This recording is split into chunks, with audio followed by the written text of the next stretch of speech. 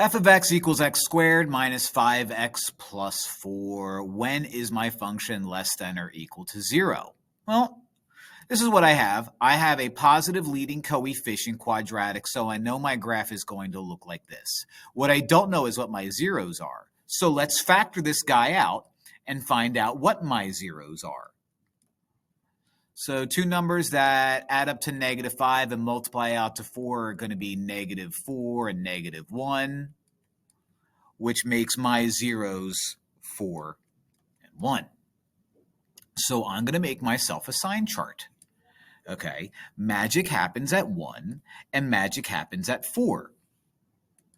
I know this picture, when drawn, is going to go through the x-axis at 1 and 4, and I know since this is a positive leading coefficient quadratic, that is going to go like that. Just pretend it's a perfectly straight line, and it's supposed to go where it's supposed to go. Good, no one will ever notice. Now that's what my picture looks like. My picture, when drawn on a coordinate plane, will look like this, go through 1, bottom out somewhere, and go through 4. What do I need to know? I need to know when f of x is less than or equal to 0, which means where is my graph below and touching the x-axis? It touches the x-axis at 1 and including 1, and the reason, again, why we include 1 is we want it to equal 0, so include 1.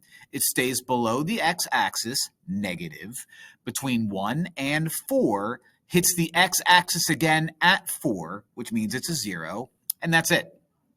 So whenever you're asked to do these, you factor out, you find your zeros, you draw a general picture, you answer the question, bada bing.